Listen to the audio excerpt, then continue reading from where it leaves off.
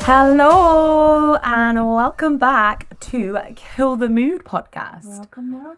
You know how it goes. So we are here to talk to you about everything spooky dooky. There will be lots of true crime, but also just general mysteries. Some will be solved and some will leave you hanging. We are just two girls put in the world to write, but not really. We just like yapping. I'd also like to add that we are not professionals. Just two ladies who apparently like the sound of their own voices enough to record them and believe that you will too. We mean no offence in anything we say. We, like a huge percentage of the world, find all of this unfathomable, and this is just us in our own little way trying to make sense of the senseless. So, without further ado, this week's episode is... It's Lyn Bryant and Kate Bushell. Ooh. Yes, this one. Last week we were in America. This week we are 12 miles away. Around about. Sunny Cornwall. Yeah, so we're in Cornwall for this one. This one was quite a major case, but Lyn Bryant and Kate Bushell are the victims. Very important distinction. Yeah, not the person who committed the crime. Yeah, I just wanted to do this one. There's quite a lot of information on it on Cornwall Live and like through Devon and Cornwall Police and stuff, but I just don't know how massive it is like in the world. Yeah. You know, just because of the rural kind of area that it's in. I think like when I originally, so I like have a little dedicated like podcast book, and like in it I have a list of like cases that I will want to do in the future, or I want one of us to do. And it was like one of the big ones, like quite near the top of my list. Yeah. I think when I was looking at like UK cases. For here, it is a massive case, but especially for here. Yes. Basically. Yeah. So I hope that it's big everywhere, but I just don't actually know because I just know that it's big for people that live here. Yeah. And obviously me and Amy are placed in Cornland. So yes, in the south. In the southwest. But yeah, this is a recommendation from someone that we work with. Yeah. Thank you, Jess. Yeah, thanks, Jessie. She sent me like loads of different articles on it and stuff, and I did find a couple of like podcasts about it. So yeah, that's where I've gone and got all of my information from, just articles and stuff. Really, any documentaries or anything. That's that always I went sad to. when you can't just. I mean, there might have a dog. I just don't think there was. Like, I just looked up on. I might be wrong. Yeah, but then I always find it's actually like quite a lot of pressure, isn't it? Like watching the dog, because like when I was in the last one that we just recorded, like the Jinx, I started watching it and I quite quickly lost interest while I was watching it, but I wanted to keep watching it because I'd seen about the how it ends and the dramas, and like it was actually just not the most exciting doc. Yeah, also this is a whodunit case, like there's not an answer. Okay. So I feel like... You fucking love a whodunit. I don't know what's going on with me. You have a little mystery. Yeah, I don't know why I can't just provide some answers. Yeah. For you guys. But yeah, I just feel like maybe if it's two separate victims, that it's not even 100% that they're linked. I personally have delved quite deep into Lyn Bryant, and then I've given the information on Kate Bushell's and explain why people think that they're linked. Okay, right. But I feel like you could probably do like a mini one on each of them.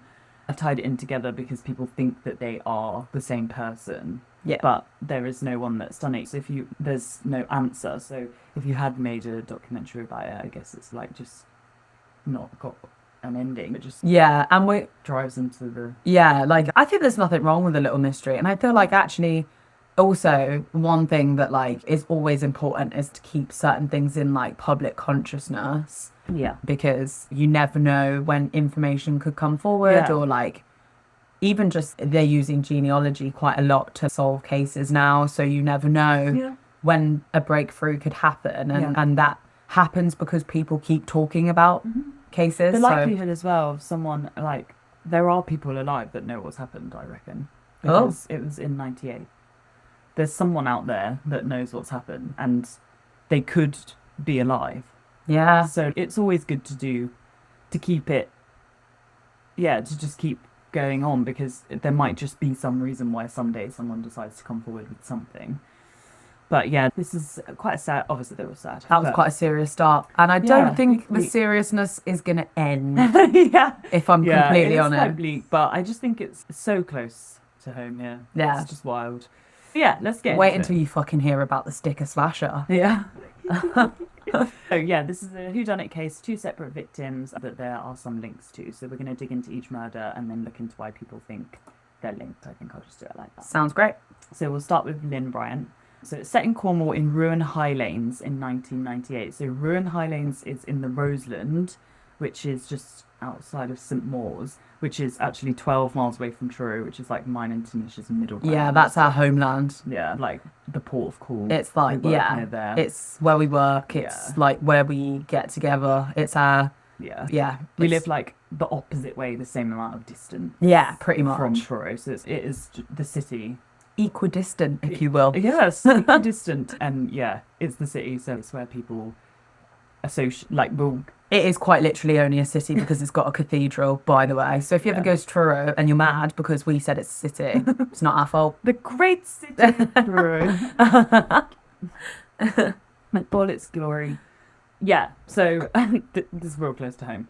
So it's Tuesday the 20th of October 1998 and Lyn Bryant gets up as if it's a regular old day. She goes to work early, cleaning a local house. She also then pops in to visit her parents, who lived quite nearby to the house that she's cleaning. Just after lunch, she drives home in her car, but she stops at a garage to get some fuel and groceries, which is rogue to get groceries from a... Yeah, that's actually... That's not a great decision. In my mind, you're going to an Esso. Yeah. Where they do literally, like...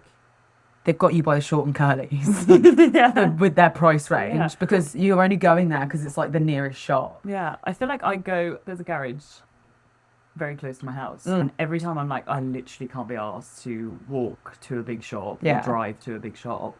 I'm like, I'll just go to the garage and every time I'm like... But I'll only buy 1 or 2 items. I'm not doing a full fucking shop in there. Yeah, like getting some groceries as well. I hope that means she was getting the garage equivalent of a meal deal or a hot counter. Yeah, I hope so. Because I feel like I would go in there, pay for petrol, and then be like, oh, I'll get this chocolate bar as well. Yeah, Lucozade alongside. And they're like, yeah, she's picking up groceries. Bag of discos.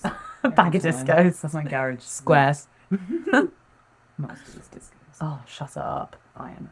I love squares. Yeah, elite snacks. I'm gonna get I probably never will, but I just want to get a circle tattoo so everyone just thinks that some edge of circle, but essentially just a disco. I literally love them. The best crisp. Are they a crisp?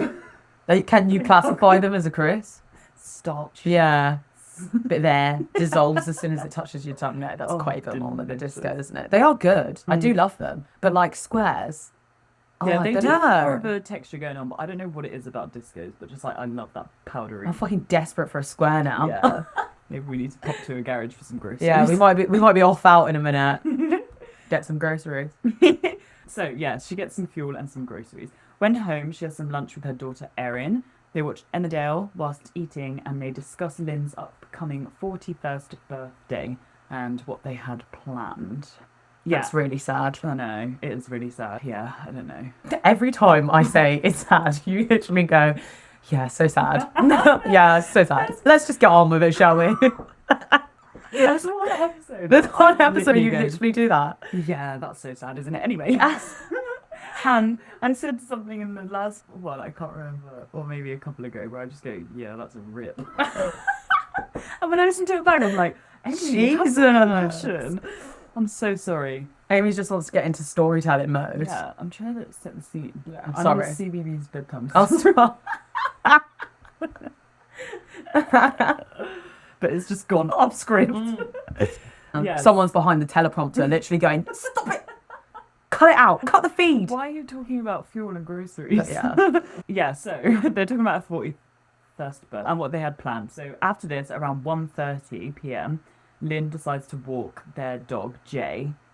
She changed into a brown barber-style wax jacket, a blue jumper, jeans, and walking boots due to the rainy weather. Sounds like a fit. Yeah, I honestly... It does. I like it. It's giving, like, Eton out to ride the horses. Yeah. All she needed was a cravat and some hunter wellies. Yeah. Some salopettes. There's some salopettes.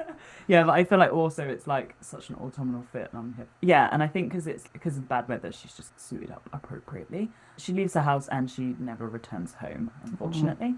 At around 2:30 p.m, a holidaymaker was driving up the lane opposite Ruan High Lanes Methodist Chapel when out of their window they saw something odd by a gate that led into the field on the left by the church. I've looked at all of the different photos of this, and we'll talk about like the actual walk later, but it's not really a very common public sort of walk. Okay. So there's a Methodist chapel, but I think it's like out of order. It's out of order. Do you know what I mean? It's like a ruin. They're like, sorry, this fucking chapel's clogged, so you can't use it today. Yeah, or maybe it's like the old chapel, the ex-chapel. The ex-chapel. The ex-chapel. So I just think it's just like a bit of like a locals walk. Like, it's not like a public. You know the area. That's where you might go. It's not like a National Trust. It's not a place or footpath. anything. Yeah, it's not a footpath. public It's footpath. just like It isn't local registered. walk that has, yeah, like your typical dog walk. Yeah. Where the places that you know from you having to do that walk all the time and Yeah. trying to mix it up. I wouldn't know because I don't have a dog, but yeah. Yeah, fair. I'm gonna walk agree. Tom. Yeah, when I walked on. Doing his daily walk. He has to be walked at least once a day. Otherwise he gets the zoomies. He really does. And to be fair, we got back earlier, didn't we? And he literally has been. He worked from home today, so he was literally like in the house, and immediately he's just at you and he's hi, talk to me, please. He was stimming hard. Yeah. He was doing his little feet tappies. His feet tappies. Yes, the holidaymaker got out of the car, and upon further inspection, it appeared to be the body of a woman. She had been stabbed several times and looked to be dead. The 999 call was made at 2:34 p.m. So this was in the middle of the day. in the middle of the fucking day. She left her house at 1:30. At 2:30, a holidaymaker was coming up the lane. So, like, it was literally within an hour. It was chaos. That is chaos, because I don't know what it is about the night time, but like distinctly the fear grows, doesn't it? As soon as it's dark. Yeah. I don't feel fear in the day. No, and like, it almost makes it so there's another whole It's scarier. world of things that can happen when it's the middle of the day. You're like just minding your own business in your own village, doing your regular walk with your dog. Like, I researched this, and then I was doing my regular walk with my dog around an area that has like an old, like, chapel-y type thing. No one's in like a graveyardy bit. Yeah. And I've been fine all the time, and then all of a sudden I was like, oh my fucking god, no one knows where I am. So I got in the car the other night, and I was literally like, I was like in like the car park, the usual car park where we all go. Yeah. And like because it was really late at night, because I was on the late, I like got into the car, and I was literally like putting my shoes on, and then someone started walking towards my car, and I was literally like, oh my god, I'm really scared. So I just locked myself in, and I was like, how have I just done that? It's literally a car park. Yeah, literally. I was like, they're just walking, and I watched them. They just walked to their car. Yeah. But all of a sudden, it's It's dark, and I was such literally, it was just eerie, in my head, yeah. and I was like, I'm in that car park every day. Yeah, there's also, you have to go under that bypass to get there, Yeah. and that is sketchy. so Yeah. sketchy, and I don't like it when it's late at night and it's pissing it down, so everyone's gone under there to hang out, but it's only people that are out late at night, and they all seem to know each other. Yeah. And you're like, just let me get through, just let You're me the one go. that's the ones by where Truro Bowl used to be. Yeah. That is sketch. Yeah. Is it called Morass? Yeah. Something like that. Morass. Morass. Thank you in Cornish. You're welcome. Yeah, it is. I think something like Yeah. Yeah, I've never been there, but I know exactly which one you mean. I don't like it. Yeah, horrible. like it. Absolutely horrible. Yeah. That's a last resort. An absolute last resort. Have you seen the rats? In that car. The rats, John. Yeah, I've seen the rats. They're fucking all over Truro. It's horrible. Oh yeah, I guess it's not like you've just stopped being out in the night time. Yeah, I haven't. Yeah, like, I'm out there all the time. But yeah, that bypass bit, whenever you'd be like walking to your car at night, Yeah. they'd run across, especially if you're stuck in the bypass with them, because you're like, Don't come at me. We have to walk next to each other because the Yeah. only way out is forward. We're all just gonna be just walking next to each other. I'm like, don't you drift towards me, my You friend. don't come in my lane, and I won't come in yours. Yeah, I will step on you. Yeah, no, I won't. I'm Oh, literally run. scream, and it's so echoey.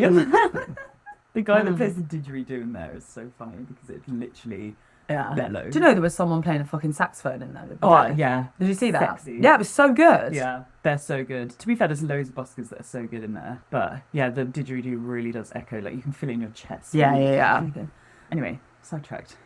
What were we So, talking about? Murder. Yeah, the 999 call was made at now. 2:34 p.m. Sorry. So the air ambulance arrived to the scene 15 minutes later, and she was officially declared.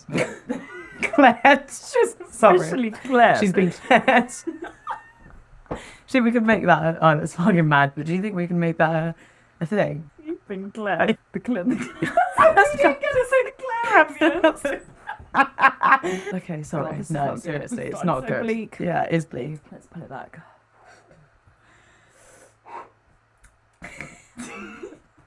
Okay.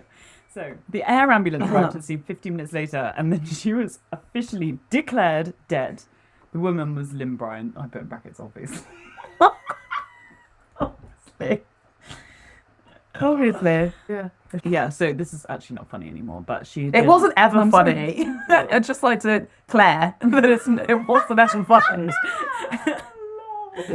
Oh, okay. Let's just get it out of the system. Mm. I'll cut this bit. So she'd been brutally stabbed, and it wasn't long before the police established her cause of death was due to several stab wounds in her back, neck, and chest. The chest stab being the fatal stab. Fucking hell. Yeah. Evidence also shows that the stab wounds were a result of a prolonged attack, which had lasted, which is horrifying, especially because she only left her house. Sorry, did you say a time frame that it lasted? You just said lasted. No, just said that.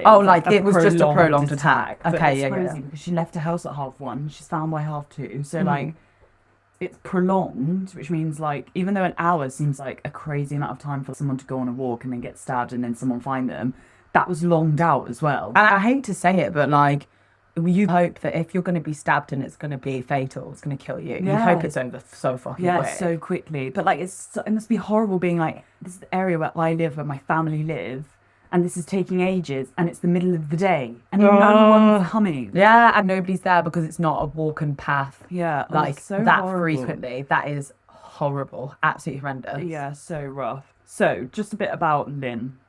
She was 40 years old at the time. She had lived in the village her whole life. Okay. She had married her husband Peter and raised a family in this small village of Ruin High Lanes. She had 2 daughters named Lee and Erin. She had a little grandchild that had been born the same year that she died as well. Yeah, and apparently, like, when you speak to everyone around, they were like, she was so hyped about her little grandkid. Like, Yeah. it's so sad. But yeah, she seemed like a village, like, local queen, and everyone loved her. She was very family-oriented, like, she was just a happy, chill person. Yeah. And then she's murdered. Jesus Christ, what's me? You're so fucking bleak. I know what we're talking about. I think it's just because I put happy, chill gal, and I was like, it's not happy, remember that. Yeah, do remind yourself that we are talking about Yeah. her murder. But I just feel like it is completely wild. Like, it's literally smack bang in the middle of the day, and it's a 40-year-old woman just strolling down That the is dog. absolute in Cornwall. Yeah. Madness to I think me. it's absolutely crazy as well how her daughter is just by at 1:30, and by 2:30 she's just gone. Yeah. And that's it. Obviously, like, with the year that I have had, Yeah. the impending feeling of how quickly someone disappears is absolute madness. I don't know what it's like to have somebody taken like that. Yeah. What I do have is a particularly tragic incident that's happened in my life in the last year that has made it so that I understand that sort of literal, in an instant, someone was there and then they were gone. Yeah. And that Willow's come to give me a little snuggle. But yeah, like, no explanation, it's horrible. Yeah. It's so horrible. And yeah, I guess there will always be that moment before that you...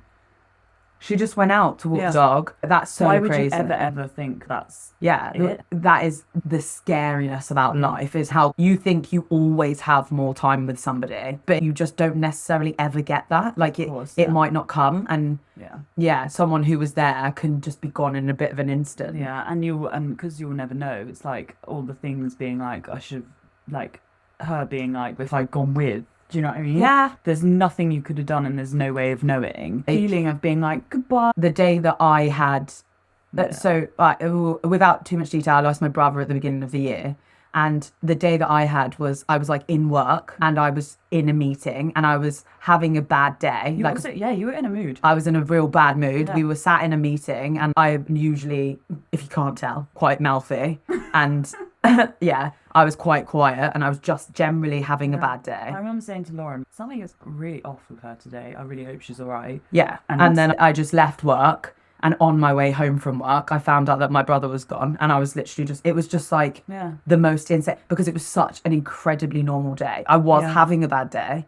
Yeah. I wasn't enjoying it. I was in a pretty shitty mood anyway. Yeah. But it was just such a strange time. Yeah, I feel like also like you handled it absolutely amazingly, but then the fact of everyone just being at work the next day and those meetings carrying on, and that it's so terrifying of it being like everyone that was just being this. I think the fastest realization that I ever had, not to turn us into therapy corner, but the fastest ever realization I had was like that none of it's going to stop. I was literally like, I called Amy. Amy was the first person I called.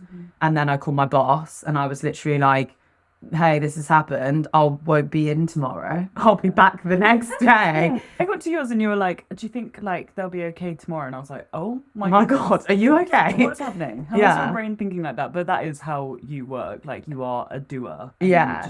And also, I have a really bad habit of trying to logic my way out of every situation I have. So logically, my brain was telling me the world's not going to stop just because you've lost it. Honestly, you kept saying that so much. You were like, everything is going to carry on. Work is going to carry on. So I just need to carry on, which is, you don't. If you want to stop, you can stop. It's okay. But yeah, I feel like the logic in you is so there being like, but what happens? I just stay in this house forever now. Like, I'm just supposed to when will ever be the right moment to go back anyway? Never. So we just get. And everyone's like to take time off, and my brain kept saying, but that doesn't make anything better. Yeah. It doesn't change anything. Yeah. So it was just, okay, here's what happens next. I go home.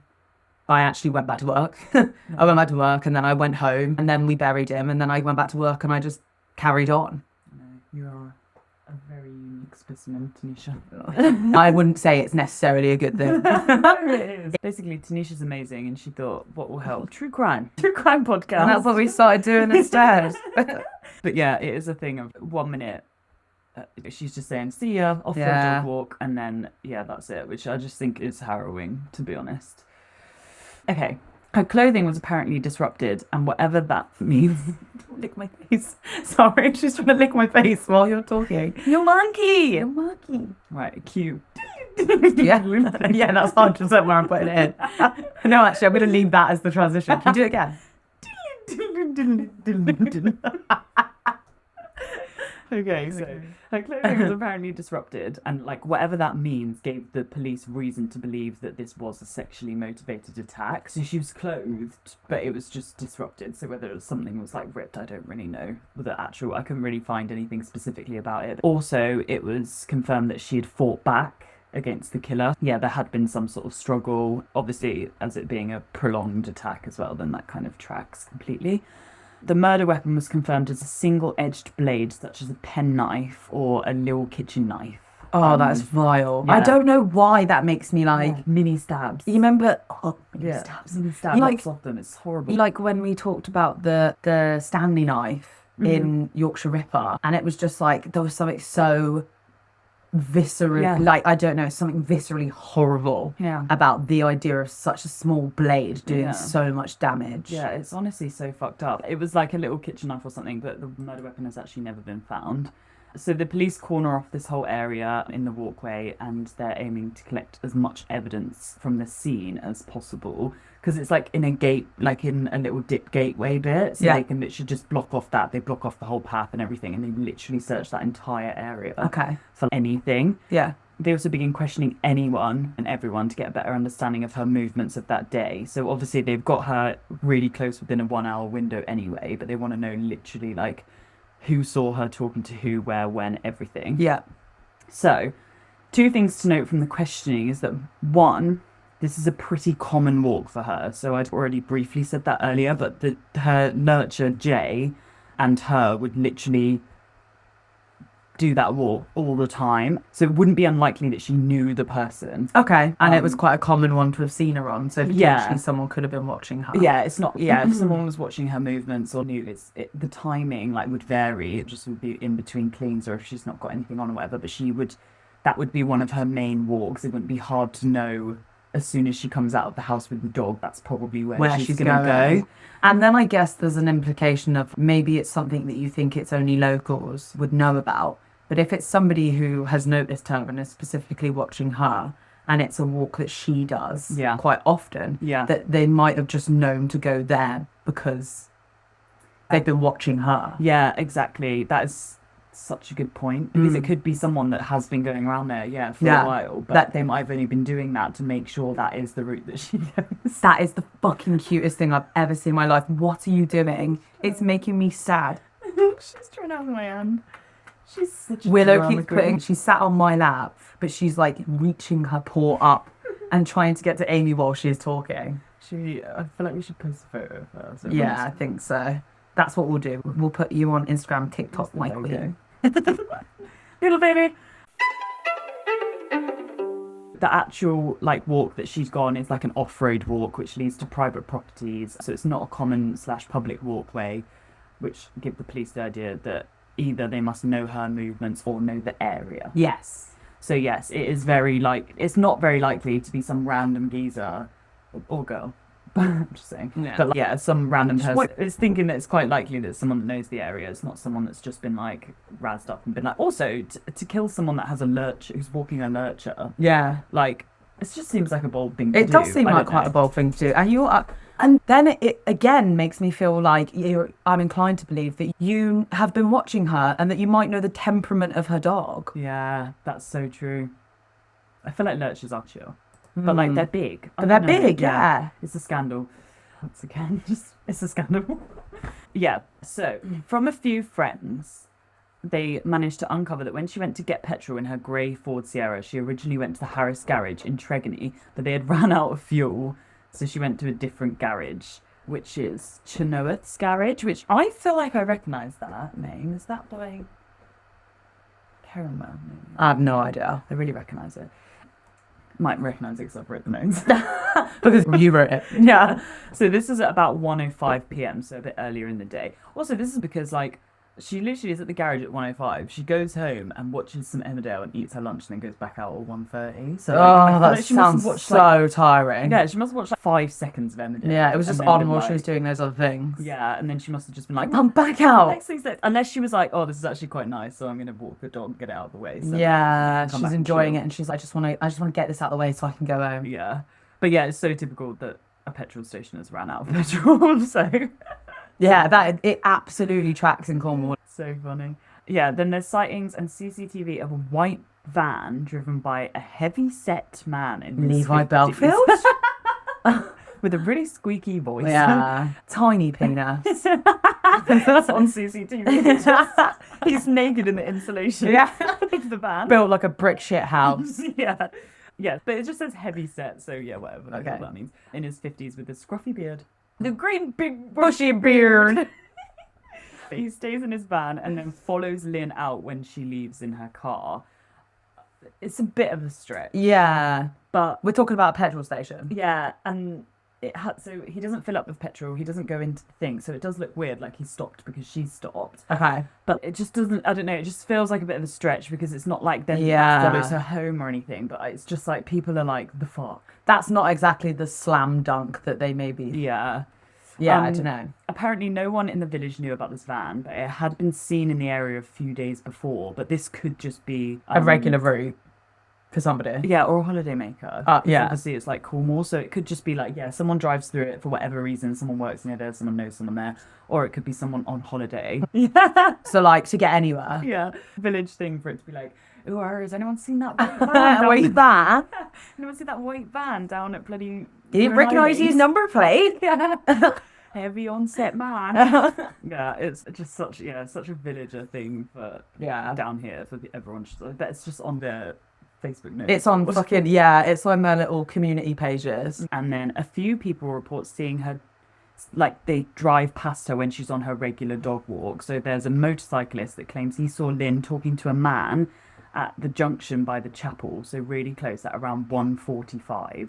So if it was a prolonged attack, that literally has to be just before she's killed, basically. He gives a description of a guy around 5'9", wearing light-coloured clothing, possibly light grey top and trousers. Top and trousers? Did you just get out of prison? Grey, Are literally. you fucking kidding? I've literally put here. Tracksuit. I feel like that is tracksuit vibes. Yeah. Prisoner-esque vibes. Yeah, then by 2:30, her body is discovered just up the lane. Also, I just want to say, I can't fathom. I've searched so hard about where the fuck the dog goes. Because I don't think it died, because I feel like they would say that. They would have I said assume it. it just strolled Tax home. her and a dog. Yeah. But it doesn't say it was with her. I don't know where it went. And I tried to search it for ages. That's quite upsetting. I hope the dog got home. I literally okay. straight away was like, where's the fucking dog? Yeah, I'm where is the searching it dog? What's happened to the every dog? time. If they never Now- found the murderer, what if they don't know where the dog is? And what if the murderer took the dog and now it's just looking after the dog? I'd probably murder for a dog, to be fair. Oh my god, that's a bit fucking Yeah. scandalous. Scandalous thing That's to the say. only thing that I'd murder for. Not money, not sex, Just a dog. just animal. Yeah, just go to a shelter. Yeah, I don't know why he did the murder for it. Maybe he was like, the murderer was like, it's that dog. Yeah, to That be is the fair, one. I feel like you'd go full fucking Taken if somebody took Willow. Yeah, I literally would. Anyway, so after the 999 call, around 2:45 p.m, a farmer nearby claims that he saw an unknown man walking in a nearby field, which seems suspicious. He seemed to be in his mid-30s. Also, like, how do people clock these things? I feel like, so this guy says, medium height, medium to stocky build, has dark hair, he's in his mid-30s. I am baffled, because if I was walking down the street and I just saw a man walking Or driving me, past. yeah, would I recognise anything about them? Also, I'm not being funny. I don't know how you gauge between the ages of 25 and 40. Yeah, 25 Like- and 60, I'm a bit like... I don't know. I think I can probably guess, yeah, that person's probably, I reckon, in their like 50s or 60s. Yeah. But then, my dad is 74. The- He or- looks and I would literally- never guess that your yeah, dad is in his he looks 70s, to be 50. fair. So this is true. I can't fucking No, tell how I old have somebody no is. concept of age. Like, I could probably be like, oh, they're in their 20s. Yeah. Or they're in their 30s. Yeah. But when people are like, oh, he looks like he's in his mid-30s and he's medium to stocky build, like, how are you clocking that, mate? Yeah, literally. How? And it's a farmer that sees him walking in a nearby field. So it's not even like he's doing anything suspicious. Maybe he's walking on private property, but like, I get lost in fields all the time. Literally, same. I'm not up to no good. I'm just lost. I just don't know what the fuck I'm doing. Yeah. Yeah. Unless they're literally being like really trying to rethink their every move. But I'm trying to think like of something that happened. Somebody I spotted like on a drive in the last few days. do you remember what that guy that was talking to us earlier with the bottle of wine was wearing? Oh my god, I actually do. Yeah, I think I do actually. He was wearing those white, like weird, like flary trousers or Yeah. trackies. Oh, He yeah, had I like don't. black shoes on that were too big for him. A black coat. Jesus Christ. He had black hair. Yeah, I reckon black he was hair. probably in his like late 20s. Yeah, 30 probably. Early 30s About could have 30. been.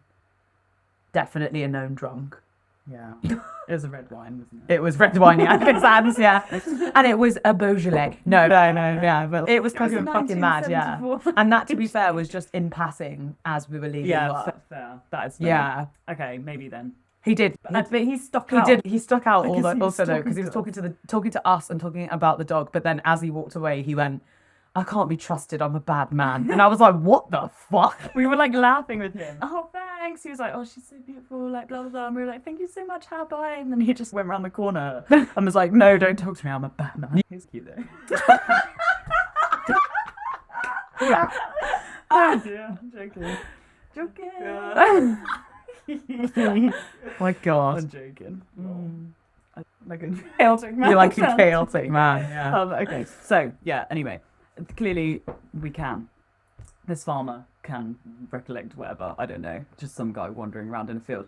But he says, yeah, he's wearing normal clothing and shoes, but a light top / sweatshirt and darker than the top trousers, and is heading away from the murder scene. So I think he's just being like, I can't remember what colour, but I remember in my brain. Okay. The top half was light and the bottom half was darker. That feels more accurate for me. If it was, I was talking about somebody from a few days ago, because you've only just caught up with me in your investigation. Yeah. I'm not sure I could No.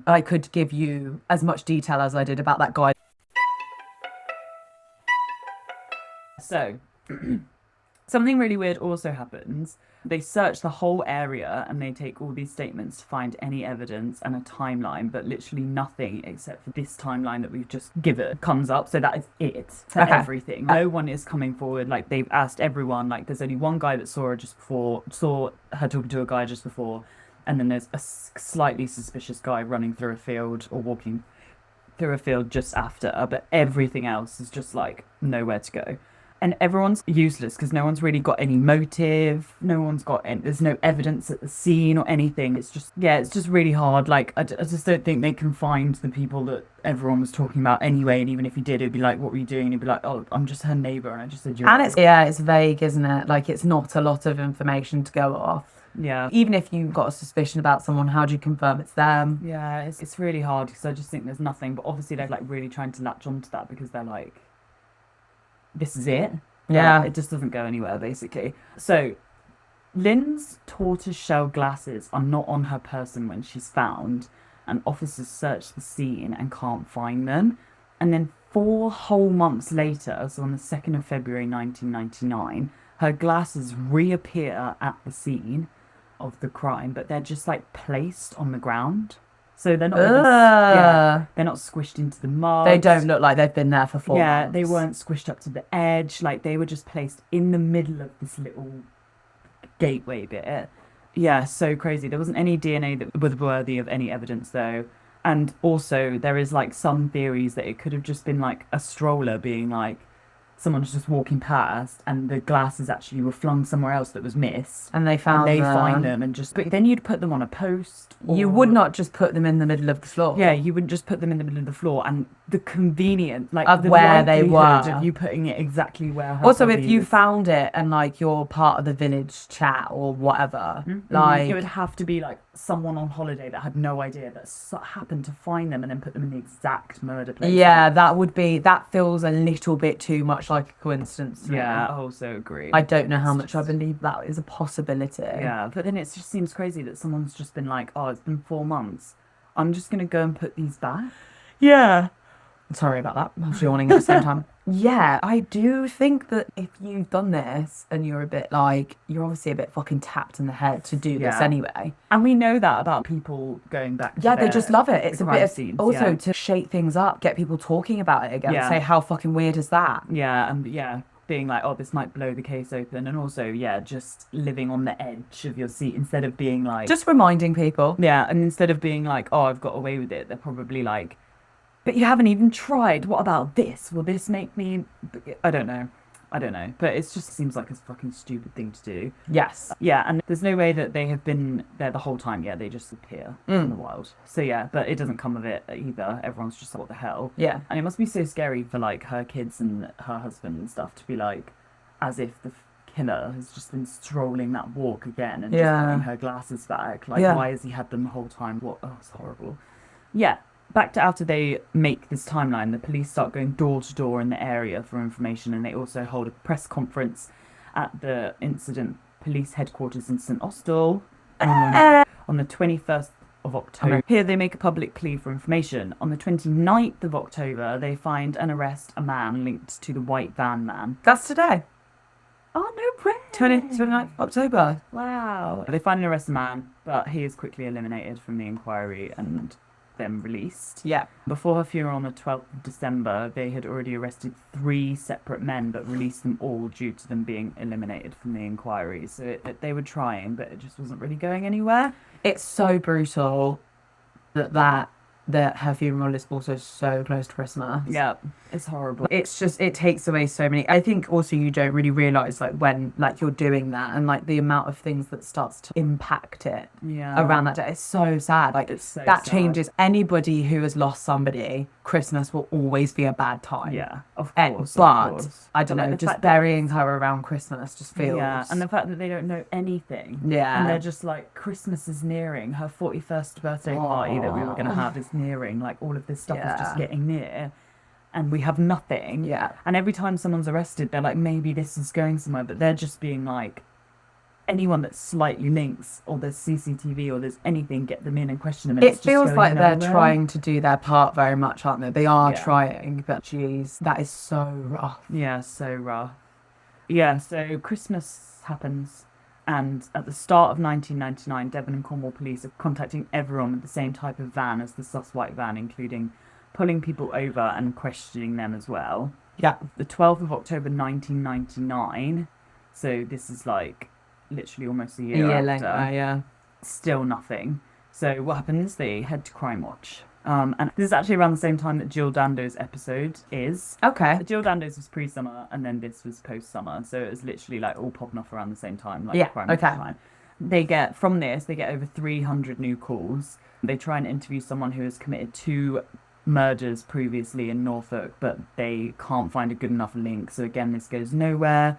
And then this is where it just gets fucking bleak. Yeah. It's just nothing, and nothing. Her daughters do a fresh appeal in October 2000, so a year after the Crime Watch episode, but still nothing.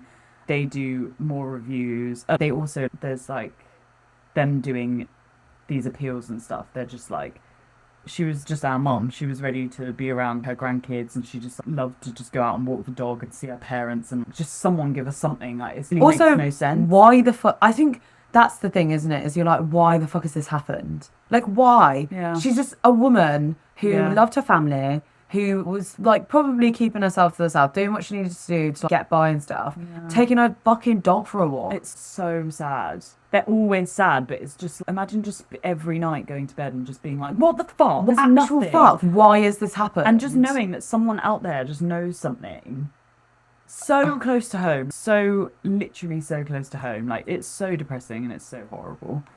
Yeah, they do more reviews and they reconduct evidence and they check it against new scientific advances and everything, but it's just nada. And then we go past the 10-year anniversary of this, and it's literally been completely dead. In 2015, there's a forensic review codenamed Operation Pentagon, where the police basically go back to the very basics, like hundreds of exhibits and evidence of forensics with scientists, so that this is like just a big thing where they just go to cold cases, and or like all cases where people weren't fully convicted or whatever, and they just check everything. And they're just going back through basically like a review, and seeing if there's like any developments or any evidence that they could maybe retest or. Yeah. So this kind of does something. In 2016, they somehow create a partial DNA profile from the murder, and it's believed to have been of the killer, so they can actually get Okay, so they DNA have from some her. DNA. Yeah, it pops off again, and there's a huge wave of DNA taking, and detectives literally retake the DNA of 6,000 people who gave their DNA the first time around Yeah. to try and find a match, and nothing.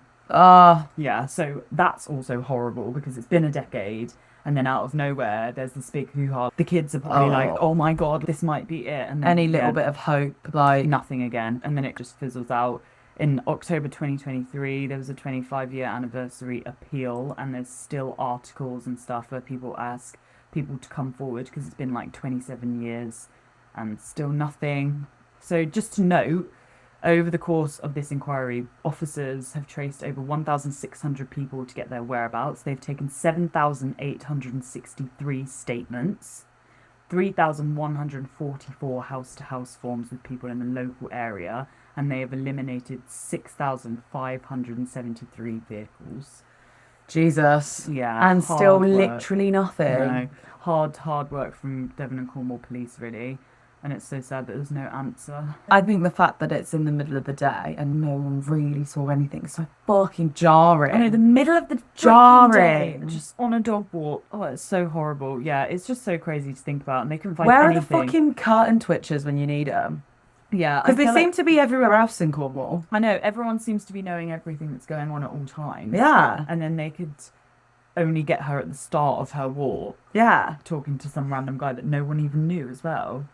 I don't think this is necessarily what's happened, but because it could have been just someone that was just watching her movements and then did it and left. Yeah. It could also be someone in that fucking village Absolutely. who was wandering around. You the can't entire really time. rule out anything, which Yeah. is. Especially because, yeah, they've taken a shitload of statements, but there's been plenty of times where people have taken statements from the killers.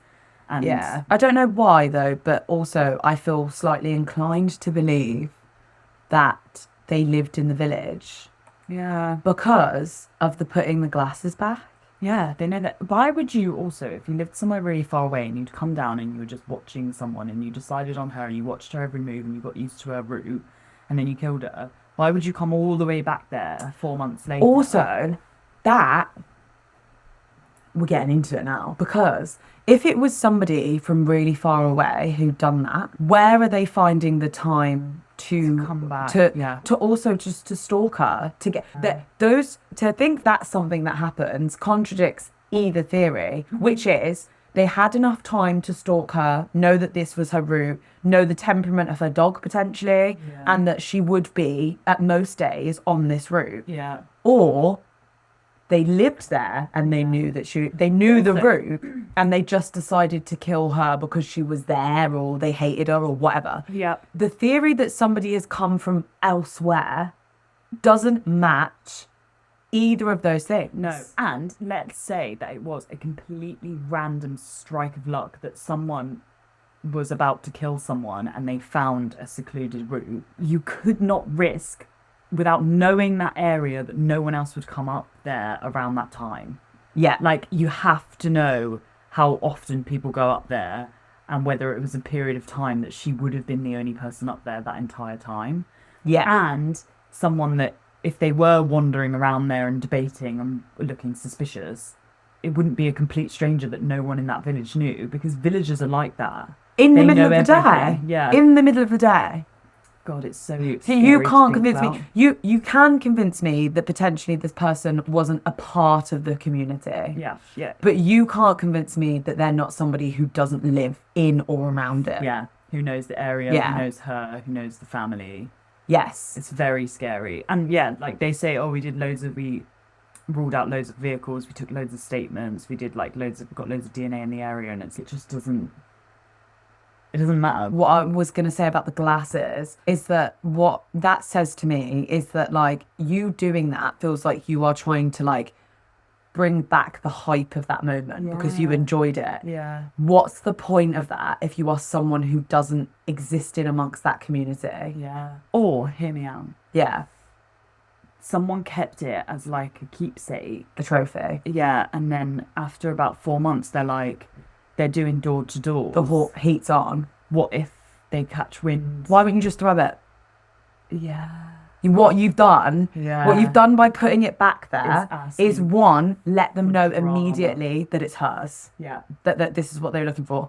What you've done is looking for, my guess would be, is that you were probably panicked and crazy that you did that and all adrenaline up and blah, blah, blah, blah. But you fucking loved that they were talking about it. Yeah. And what you decided to do And it was right there. was you took this trophy and then you thought to yourself 4 months down the line, they're not talking about it as much anymore. And I got away with it. It's the same as writing a letter or calling them. Yeah. It's the same as the freaking Zodiac, isn't it? Yeah. Like him just constantly trying to be like this really like... Sending out look at fucking me, I'm riddles. so cryptic. I'm so quirky. I'm keeping you on your toes. But it was like every time they'd just be like, oh, shut up now, he'd pop off again. Oh, yeah. Because of the attention that it brought. And those stupid twat. Now, I'm so convinced Yeah. that that's somebody who wanted to bask in Yeah. this and wanted it to be brought up around him again. Yeah, and people being like... Because the Do you know newspapers... what the weirdest thing about that case was? Is that the glasses... I showed up don't 4 know if months the later. newspapers would report on it, or they might want, but that's it. But the only way you're going to feel what putting those glasses there did is if you are in amongst it. Yeah, so true. Oh my God, that's so scary, isn't it? I don't like it. Yeah.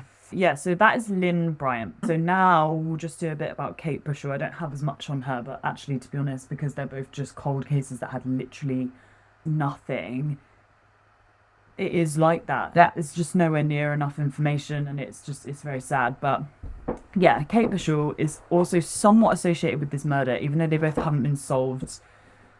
It's difficult because they look completely different and they're completely different ages, but there is some links. Sometimes I think that the people like Ted Bundy had a proper MO, but It doesn't always have to I be think a profile. arguably like Dharma didn't have a specific, tended to go for people of colour, but Yes. but actually I think that didn't necessarily had a bit of an age range Yeah.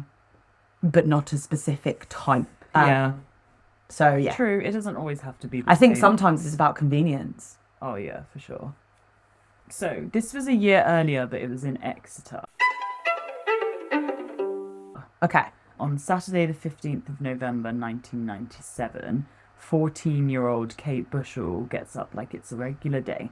She travels into Exeter with her mum and does some shopping, including getting a Simpsons magazine for her brother's birthday, which is so nice at 14. Yeah. At 14, I'd be like, Couldn't be "You me. get shit, mate." Yeah. Wouldn't be me now. Yeah, I'd literally be like, I had this thought about, I remember, so obviously The Incredibles, no, nobody knows that, but The Incredibles is my favourite film in the whole entire world. And we used to have the DVD of it, and it was my pride and joy. Either my brother or sister had stepped on it, and it had cracked. Yeah, I think they were fighting or something, and it had cracked. And I lost my rag. I remember sitting them down and being like, "Oh no, but you can't never stop this to me." I was like, this is it for me. I will never get my prize. I was like, one of you is out to ruin my life. Sorry, I just thought about it because it was like, I'd got it. Yeah, because that's such a nice thing to do as a sibling, and like half of us would not ever dream of it. Yeah, I remember sitting them down and being like, I will never speak to you. Yeah, my sister I used to have one of those heads that like was like a styling head, and it had like hands as well, like little arms. Yes, so paint its nails. About this not long ago, and I was like, where's the torso? Where's the yeah, no, it's like her hands she had like shoulders. I don't like it. And then she had her head, and you could like style her head, and then she had hands. And like so you could paint her nails and do her hair. But me and my sister used to have this huge built-in wardrobe, and we used to share a room. And like my sister used to literally like whisper in my ear at night and be like, she's gonna come downstairs and she's gonna fucking kill you. She's gonna crawl out, and I hear her, she's whispering your name and stuff, and then literally scare the shit out of me. And then to the point where I like made my mum put the doll on the top shelf in the cupboard, and like I'd pull the curtain over so I couldn't see it, and my sister would be like, that's not gonna stop her. I don't like it. Yeah, it's gonna shit man. And the weird toy that Sid makes and and like she wonders why I'm still fucking scared of the dark. Yeah, that's horrible. All down to you, Beth. I'm sorry, literally. Do you know what's so funny actually? Because the other day I said about her stealing from Claire's. Did you? And she texted me and she was like, what did she say? So funny. Yeah, she texted me. So she's going to listen to this, and she's so going to message me again. And she's going to be like, stop everything. fucking outing me. And it's so funny because she claims that she's got like amnesia and she cannot remember doing any of this stuff, which is hilarious. I know, but to be fair, I was the oldest sibling and I used to just block everything out. Yeah, because Lauren would be like, do you remember doing this? And I'd be like, I don't want to. Because also, I'd just like to say she's literally like the loveliest person now. And she's so calm. But literally, she's sorry, I just don't remember doing that. I would so be like. She said, thanks, Niche, you labelled me a criminal. I hope Mum's not listening. It's got to be done. And then she put, and you told me you love me all in one podcast. Oh, so lovely. Too cute. So basically, this 14-year-old is, I'll buy a magazine for my brother's birthday, and I just think that's absolutely crazy at 14, because I remember my brother and sister chasing each other around with knives at that age. So. Yeah, we are not the same. Yeah, then she gets home and she spends the afternoon doing some homework. She had agreed to walk a neighbour's dog named Gemma near her home in Exeter and Devon, as like the neighbours were away. So around. Sorry, is the dog called Gemma, or is the neighbour called Gemma? No, the dog is called Gemma. That is not a fucking name for a dog. I know. Yeah. You do not call a dog Jay Gemma. was the other dog as well. Jay is a bit weird, yeah, but Gemma is unacceptable. So, around 4:30 p.m, she collects the dog and she begins her walk. However, just like Lyn Bryant, she does not return home. So this is around 5:30. A little dog is seen coming out of the gateway, and it's Gemma with no Kate. So we know what happens to Gemma. Yeah, exactly. And at about 7 p.m, her parents, Jerry and Suzanne, call the police. Her dad actually went out looking for Kate around their home with the police, and he was the one that found her. Oh, yeah, God, I hate that. Yeah, in a field just off Exwick Lane. She had also sustained knife wounds. I did read somewhere that neither of the dogs were harmed, by the way. Great. Her most fatal knife wound was to the throat. Oh, fucking hell. Yeah, so she was pronounced dead at the scene, and the police corner off this area. They search for evidence and witnesses, etc.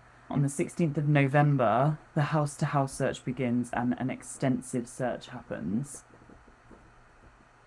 Around 4:50 p.m, a mum and a daughter say that they drove past Kate on her dog walk, and also spotted a blue hatchback or van in Exwick Lane stables with a man in the driver's seat.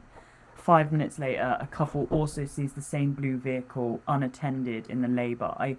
They don't see Kate or the man in the van. Yeah, okay. There's also a report of a man running away from the crime scene down the field and runs into the Exwick estate. Her clothes had also been disturbed, but there was no clear signs of sexual assault. But so it's all the same. They deploy a criminal psychologist, they create a timeline, and they DNA test 300 men in the local area. They also release a 2-minute video of the reconstruction of her last movements, and they play them in shop windows, TVs, supermarkets, and everything all over Exeter, just to see if that triggers anyone's memory, or if they're like, I've seen that van, or I've seen that walk, or I don't know. I was around that time and I didn't realise. On the 18th of November, 3,000 Exeter City fans pay a silent tribute and 2,000 posters are distributed. Oh my God. So sad. There's also a £7,000 reward offer for information raised for this. It's 27th of January 1998. An episode of Crime Watch is released. Jill Dando is starring in this currently.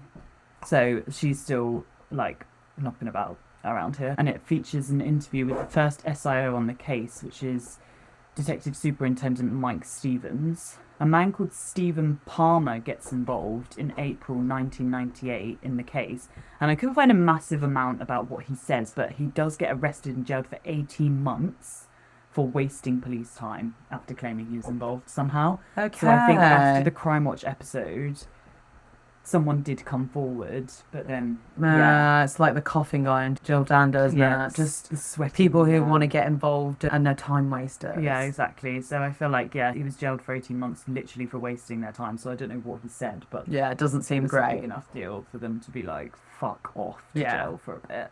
So on the 10th of July 1998, the family have a private funeral for Kate Bushell.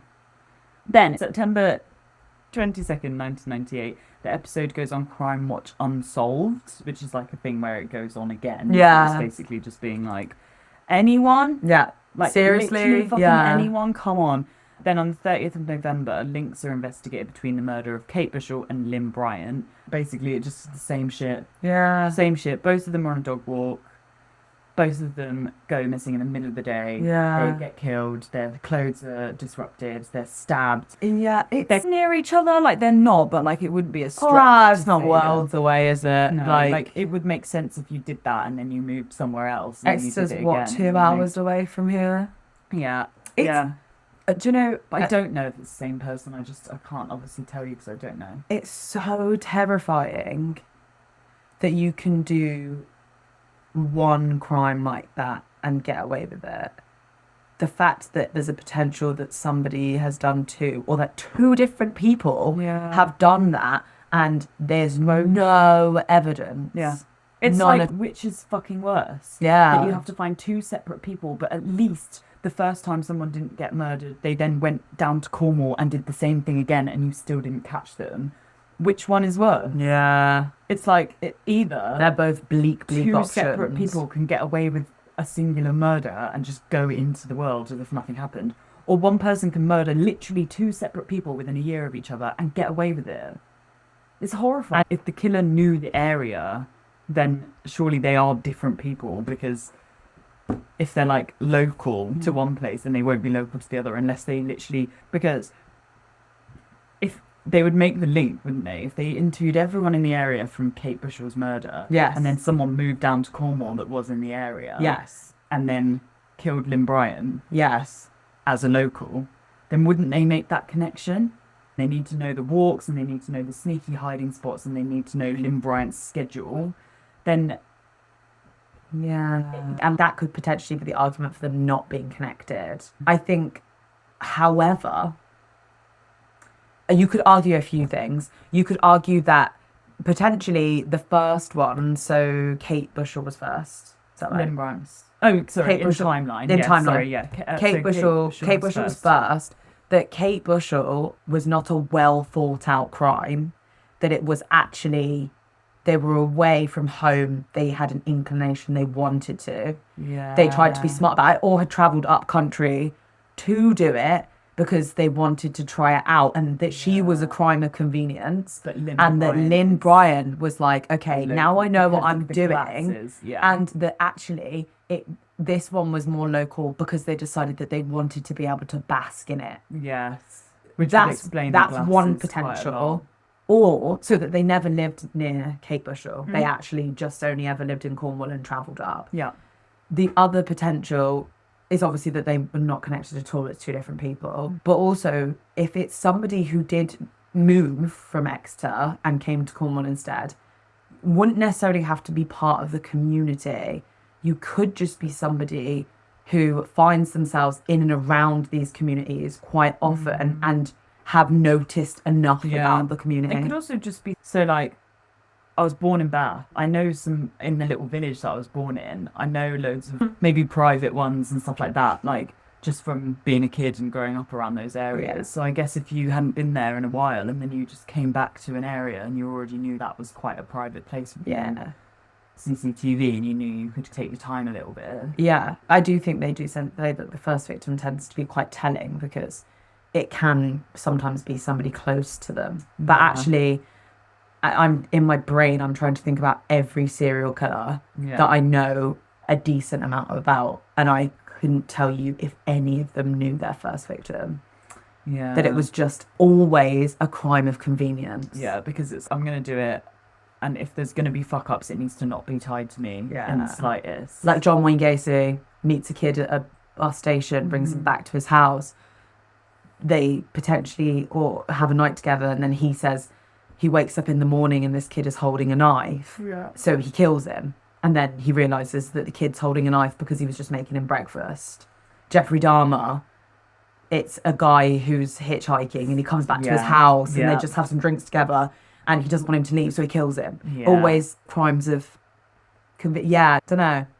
I mean, what we've just said is it could literally be anybody anywhere. Yeah, exactly. Which is so true. Yeah, so true. But the thing that is obviously the worst thing, like apparently there's still a £10,000 reward for any information on Kate Bushell's murder currently. I just feel like I need to say, obviously, if you know anything about either of these, then ring the fucking police. No one was involved in anything sus. One of them was just planning a 41st birthday with a fresh grandchild, walking the dog. The other one's just walking the neighbour's dog. As a 14-year-old girl. No rhyme or reason, just fucked up, really. Terrifying. Yeah, but that's it. That's all my information. We're glad that we could keep this one light and airy. Yeah. You're so welcome, guys. Yeah, never, obviously, that's not what you're here for. If you're listening, that's not what you've come for, but... Nuh-uh.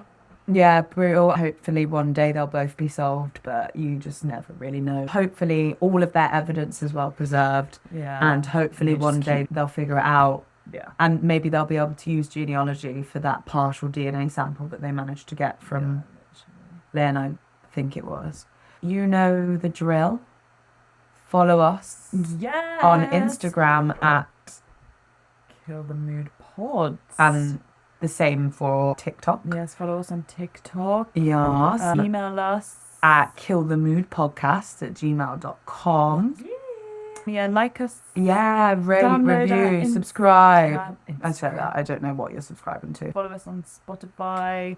Recommend us to people you think might want to listen. Yeah, and recommend cases for us to do. Yeah. And tell us what you like us doing. And just thank you for listening. We're going to sign off because we've just actually got to 19 minutes. Okay, lots of love. See you next. Bye.